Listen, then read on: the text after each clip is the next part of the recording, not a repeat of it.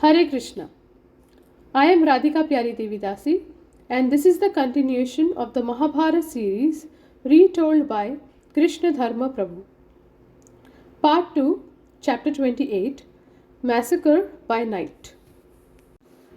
After leaving the battlefield, the Pandavas went to Duryodhana's camp, as was the custom, to seek the spoils of war, but they found it deserted, except for a few servants.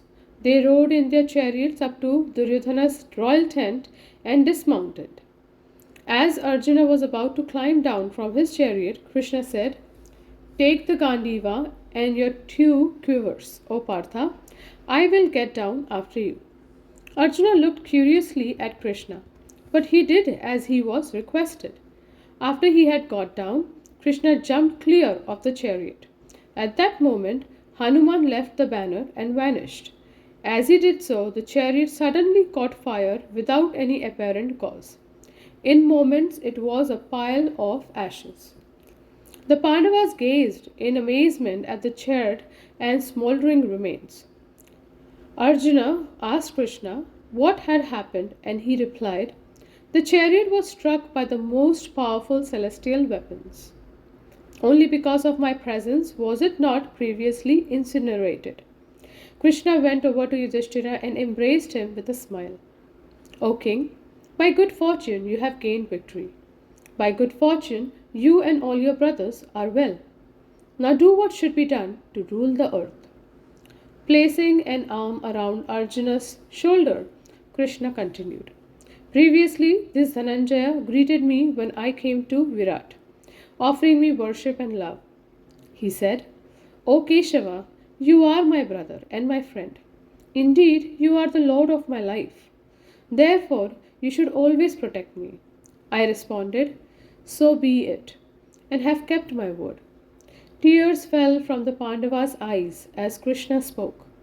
In a choked voice, Yudhishthira replied, "Surely we owe our lives, wealth, and kingdom to you, O Janardhan.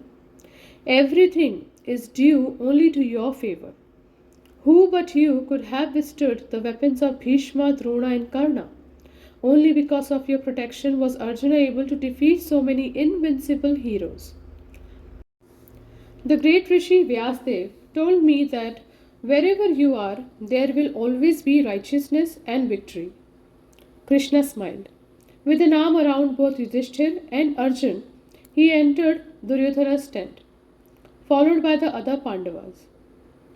The empty tent resembled a city devoid of festivities. Duryodhana's golden throne looked desolate. It was surrounded by his councillors' seat. Those fine seats had formerly been occupied by the Kuru chiefs in their silk robes and golden ornaments. Now they looked like abandoned mansions. As the Pandavas moved through the tent, they came upon Yuyutsu. He was Dhritarashtra's only surviving son. Filled with sorrow and realizing that the responsibility of leadership had fallen to him, he sat pondering what he should do. Seeing that the Pandavas had arrived, he stood and offered them respects. Yudhishthira embraced him and spoke gentle words of consolation.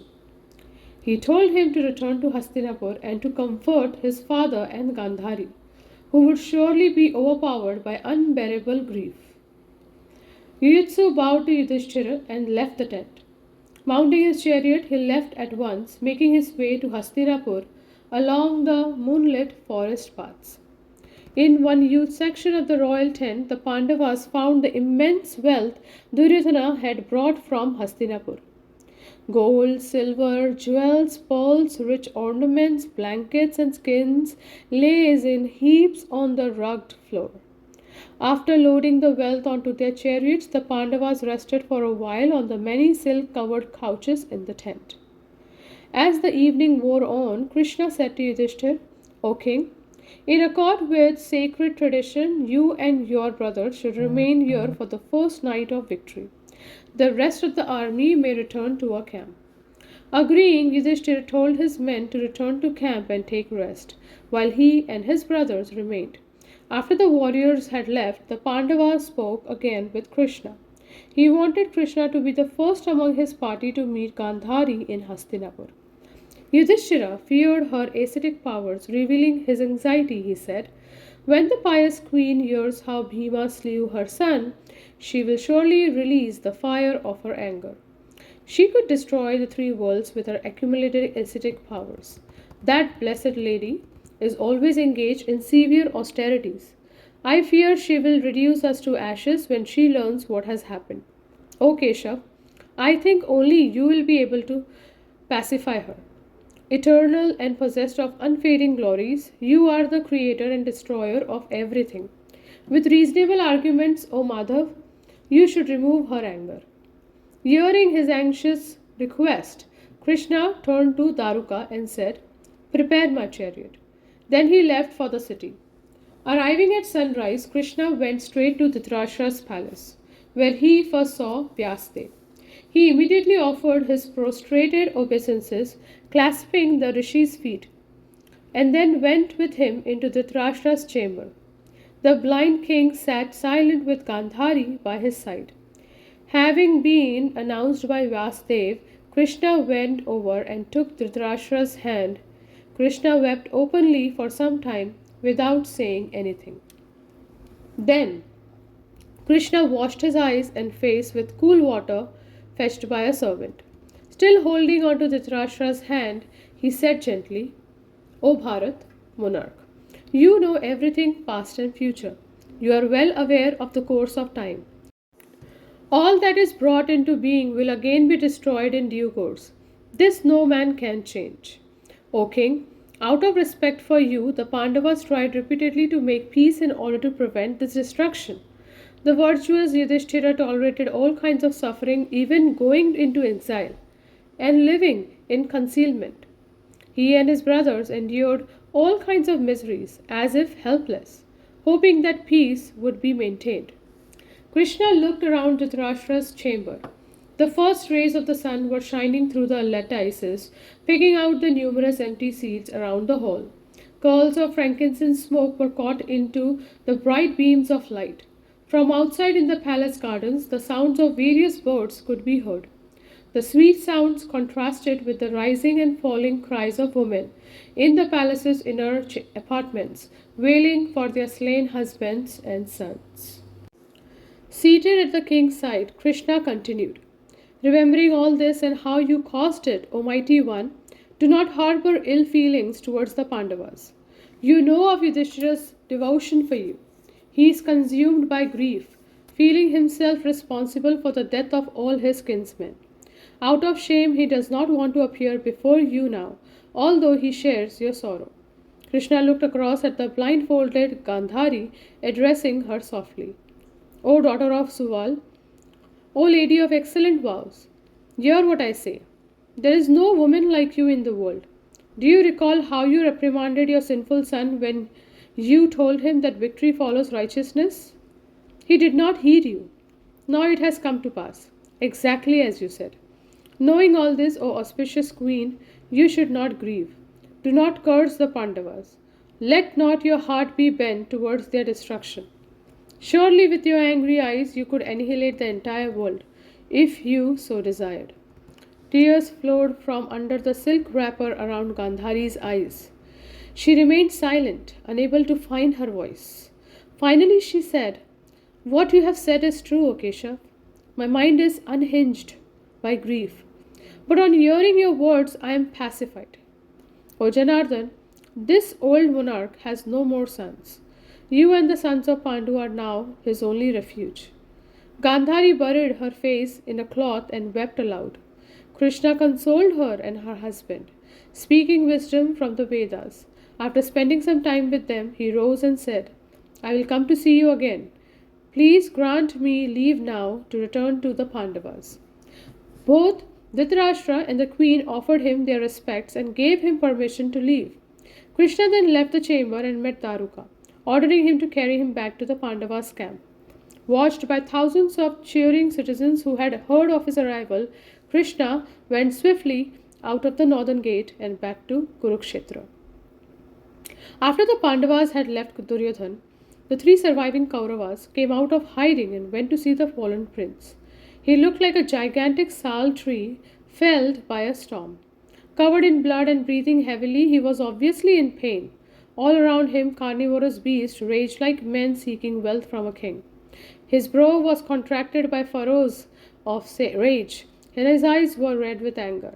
Finding their king in that condition, the warriors got down quickly from their chariot and ran over to him. They cried out and fell to the ground by his side, leaning on his elbows. Duryodhana half raised a hand in greeting.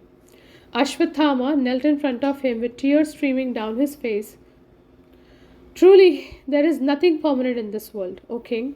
Since we see you lying here on the cold earth, covered with dust, you who issued commands to all the earth's rulers are now reduced to this pitiable plight. Alas, where are the Shasana, Shakuni, and Karna? What has happened?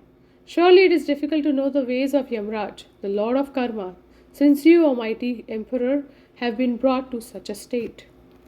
All three men cried and rolled on the ground. The war had taken a terrible toll on the world's Kshatriyas. Now the great Kuru leader was himself destroyed. Clearly he was close to death. The war was over. As the detachment and callousness born of battle left them, the awful consequences of the long conflict struck home. They were the only survivors of the Kuru army. Most of their relatives and friends had been slain. How could they continue to live? What would they say to their women? Ashwathama continued, Alas, this great king who would trample on the heads of all the other kings now eats dust. Witness the reverses time brings. Where is your pure white umbrella, O king? Where are the yak-tailed whisks and the countless servants? Where is your immense army? Without doubt, the prosperity of all mortals is unstable, since you, who were equal to Indra, are now in the miserable condition. Grimacing in pain, Duryodhana rolled onto his side. Lifting his head from the ground, he replied in a strained voice, All living beings are subject to death. The Creator has ordained it. Death has now come to me before all of you.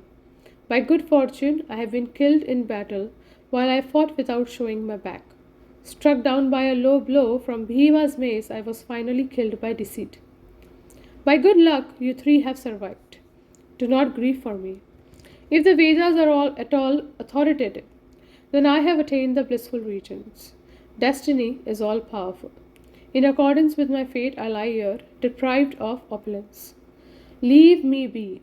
Soon I will embrace death and rise up to the heavens. Duryodhana's head fell back and he sighed heavily. He thought of Krsna. There could be no doubt that he was a powerful personality of some sort.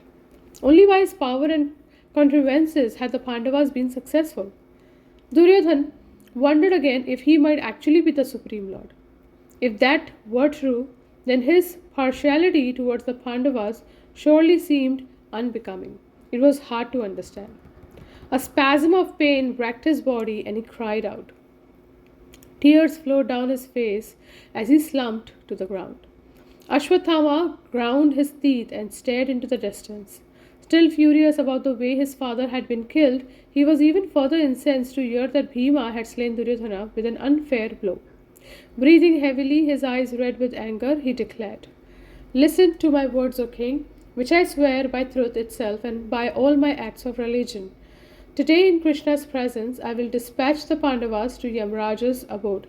Grant me your permission, O Lord. Smiling through his pain, Duryodhana said, O Kripa, quickly fetch me a pot of water. O preceptor, appoint Drona's son commander-in-chief of our army. Let the hostilities end with the death of our enemies. Saying, So be it. Kripa went to the lake and brought a pot of water. After a short ceremony, Duryodhana installed Ashwathama as the Kaurava commander. He roared and mounted his chariot. Kripa and Kritavarma blew their conches and climbed onto their chariots. They knew that their victory against the Pandavas was unlikely, but death at their hands would be preferable to living after the annihilation of the other warriors. Leaving the dying Duryodhana where he lay, the three warriors rode south through the darkness, their hearts aching with sorrow. They soon reached a spot close to the Pandavas' camp. Entering a copse of trees, they dismounted and discussed their strategy. All three were exhausted, and they slumped beneath the spreading boughs of a banyan tree. They could hear the sounds of the Pandava army's celebrations. Deciding to challenge the warriors after sunrise, they said their evening prayers and lay down to sleep under the tree. Kripa and Kritavarma soon fell asleep, but Ashwathama was too angry to sleep. He stared up at the branches of the banyan silhouette against the moon. The sound of bats and owls filled the air. Ashwathama tossed and turned, his mind filled with thoughts of revenge. As he looked up, he could see the dark bodies of thousands of crows sleeping on the tree. Suddenly, a great owl swooped down from the sky, its green eyes flashing and its talons extended. It descended onto the branches of the tree and began silently killing the crows. In minutes, it had slain many of the birds, which fell to the earth near Ashwathama. In fear, the other crows rose up, squawking and beating their wings as they fled. Ashwathama began to reflect. Surely, this was a sign from destiny. What better way to deal with a large number of foes than to catch them asleep? Although keen to fight, there was little chance he and his two companions would overpower the Pandavas. But he had promised to kill them. Although it was sinful to kill sleeping men, it would nevertheless be an appropriate end for them, since they themselves had resorted to so much deceit and trickery during the war. If there was to be any chance of success, there was no alternative but to attack them while they slept, their weapons put aside and believing their enemies defeated. Determining to go at once into the Pandavas' camp, Ashwathama woke up the other two men. They sat up and shook off their sleep. Listening as Ashwathama explained his intentions, when he had finished speaking, they sat silently, filled with shame and unable to reply. Seeing this, Ashwathama defended his plan. We should not hesitate. Duryodhana had been slain unfairly, as was my father and the Kuru grandsire. The Pandavas have not hesitated to use unfair or wicked tactics. What need have we to discuss this further? We are now the only survivors among the Kauravas. If we do not adopt cunning, then we too will follow our comrades to death's abode. Roaring in joy and beating their victory drums, the Pandavas have fallen into the embrace of sleep. This is our only chance to defeat them. What do you say, O heroic men? Kripa shook his head slowly. Two factors influence the outcome of all acts: endeavor and destiny. Without both, there is no success. A man who does not work but who depends on destiny alone will be ruined. Sometimes, however, despite one's best endeavor, destiny delivers only adverse results. O Brahmin, we have tried our best and we have not been successful. It is therefore clear that we are under the influence of adverse destiny. The foolish Duryodhan, moved only by covetousness, acted without regard for virtue or the advice of his elders. Thus he has met with calamity, and we, his followers, have sunk into sorrow. In my view, our best course now is to seek the shelter and advice of others. Let us go to Hastinapur and speak to Dhritarashtra and Vidura. They will offer us wise counsel. Ashwathama slapped his leg. He looked down at the slain crows littering the ground. Overcome by anger and grief, he could not accept Kripa's advice. He stood and paced back and forth, his hands clenching, his sword hilt. His voice was cold and emotionless. The understandings of different men inevitably differ. Everyone believes his own opinion to be right, and that the others who differ to be mistaken. Even then, the understanding of a man changes with changing circumstances. It is always difficult to ascertain one's best course. Therefore, by listening to wisdom and then acting in accord with one's own understanding of virtue, one should make his determination. I am of the firm opinion that my plan is compatible with our duty as Kshatriyas. We should show our enemies no mercy. We must destroy them by any means. Ashwathama made it clear that he would carry out his plan with or without the assistance of his colleagues. His voice rose. Like Indra killing the Danavas, I will range among the Panchalas and Pandavas. Ruthlessly cutting them down, I will pay the debt I owe my father. Today the Pandavas will follow the path he has taken and the path of all other heroes they so treacherously killed. I will then be happy, considering myself to have done my duty. Seeing Ashwathama's determination, Kripa replied, By good luck do we see you resolute. Clearly you cannot be dissuaded. With your heart bent on vengeance, I do not think even Indra could withstand you in battle. Therefore, let us await the dawn and then ride out for an encounter with the Pandavas. Kritavarma and I will accompany you. For now, though, take off your armor and rest. Refreshed and renewed, you will surely conquer the enemy in honest warfare. There is no need to adopt means tactics which will only incur the censure of all men. Ashwathama dismissed Kripa's suggestion. His mind was fixed on his dark plan. There was no question of waiting until morning. Rousing his sleeping horses, he said, "My heart is afflicted with desire and my mind with thoughts of vengeance. How can I sleep? Thinking of my father's death, I cannot find peace. Indeed, I will not rest until Drishtadyumna has paid the full price for his heinous act. O twice born one, how can a person like me even live while that Panchala prince still breathes? How can any of us rest while the king cries in agony, his thighs broken by the wicked Bhima? We will not be able to gain victory on the battlefield against the Pandavas, protected as they are by Krsna. Let us kill them as they sleep. This is the only way we will achieve our cherished end." Kripa watched with dismay as Ashwathama yoked his horses to his chariot. His face was set in hard lines picked out by the dancing rays of moonlight coming through the banyan branches. Kripa tried again to dissuade Drona's sons. "Dear nephew, think hard before you do this. Only a sinful person would even contemplate what you propose. Have you lost sight of righteousness?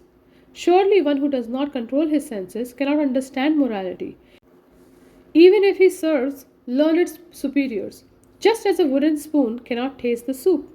A humble man, however, with his senses in check, can immediately understand his duties when he serves his elders, just like the tongue tasting the soup.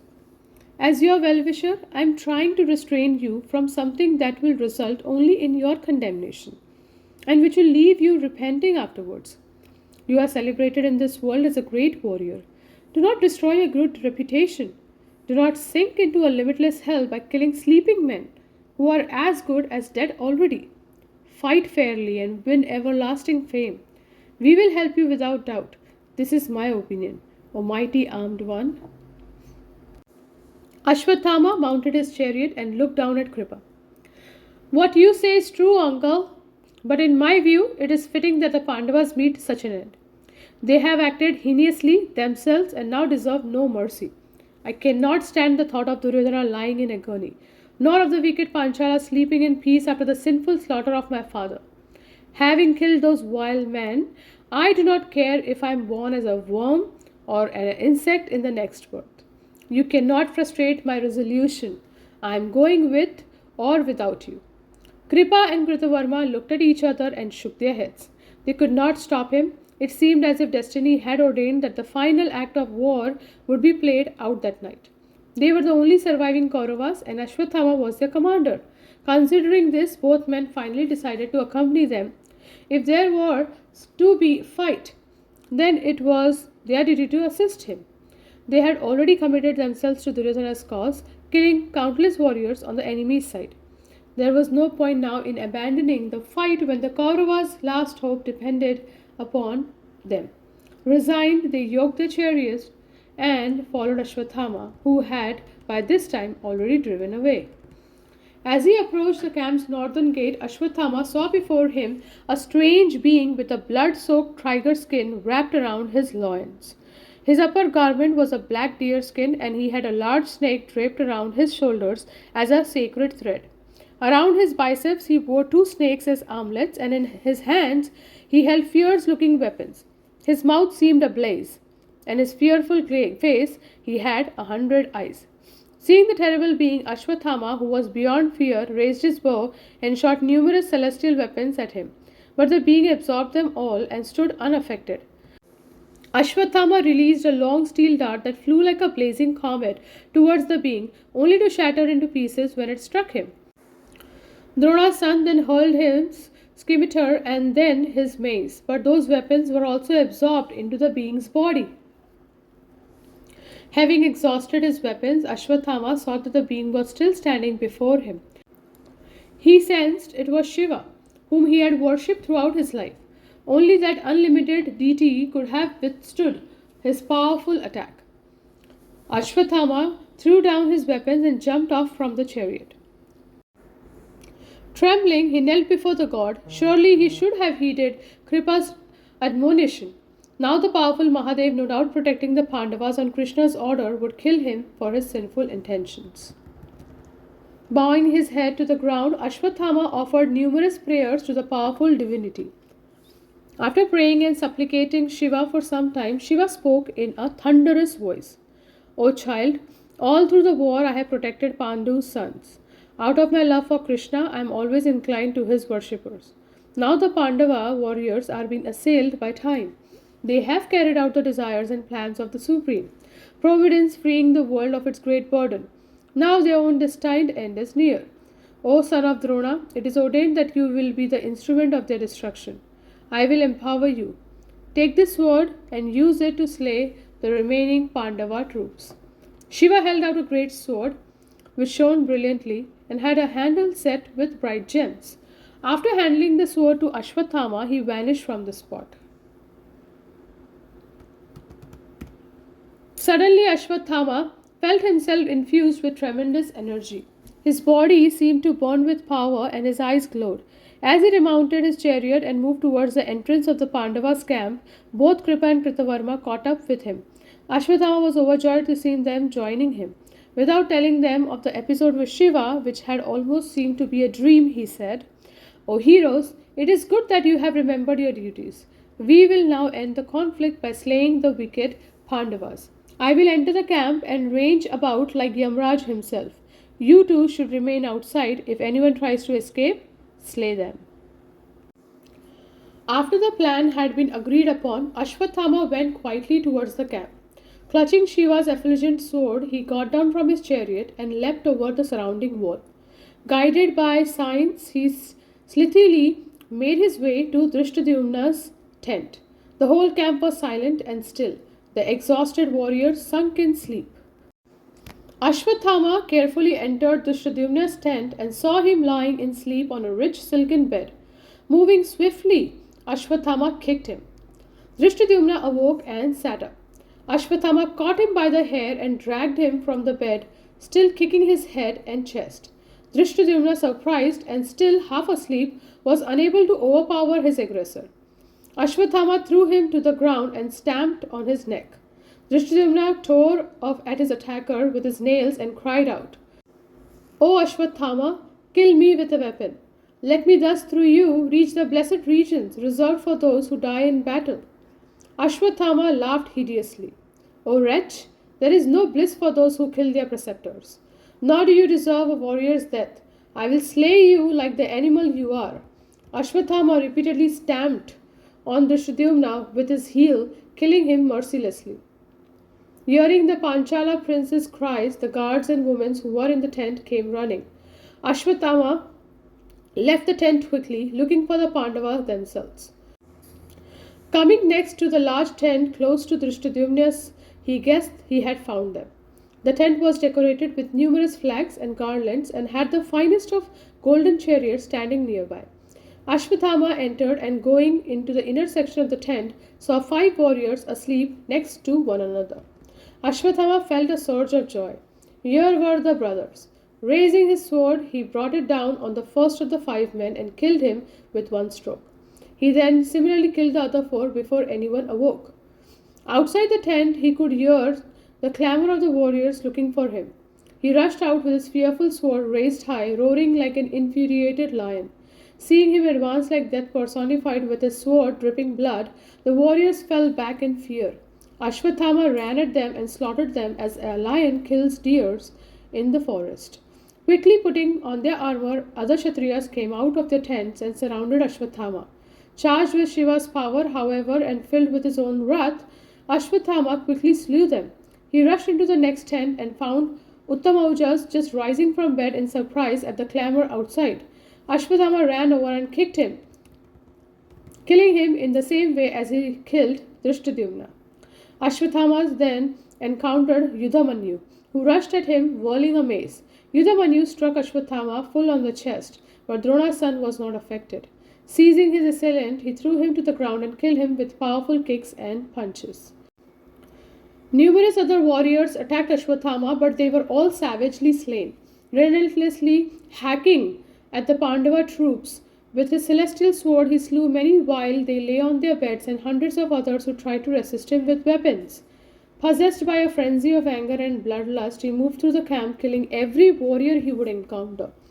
As the piteous cries of women filled the air, Ashwatthama went swiftly through the encampment, leaving a trail of death behind him.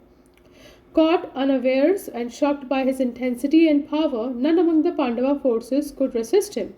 Covered in blood and screaming out his battle cry, he seemed like the mighty Yamraj bent on killing all the creatures. Ashwatthama slew all of the surviving warriors. Like an elephant crushing lotuses in a lake, he moved about with his flashing sword, resisting all attempts to check him. Many invisible Rakshasas flew around the camp, filled with joy to see so many corpses pouring forth fresh blood. Their terrible cries resounded and mixed with the frightful howls of thousands of jackals.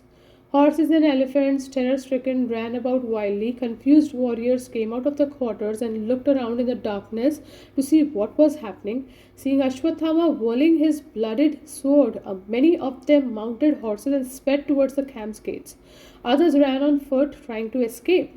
As the men left the camp, Kripa and Kritavarma met them and killed them. Having no weapons, with dishevelled hair and garments, and crying in fear, they were cruelly butchered, even as they fled crying for mercy. Kripa and Kritavarma, abandoning their shame, killed every last man they found. They then set fire to the tents. Men dashed about in confusion and terror and were cut down ruthlessly by the 3 Kaurava warriors. Calling out for the Pandavas, they fell to the earth, cut to pieces by the Kauravas' weapons. As twilight approached, Ashwatthama, seeing that no warriors had survived in the rampage, decided to leave. Drenched in blood and with his sword seeming like a grotesque extension of his arm, he appeared dreadful. Having slaughtered all the Panchala and Pandava troops, he felt he had avenged his father's death. Again the camp was silent. The women and the few servants who had not been killed were struck down with grief and terror.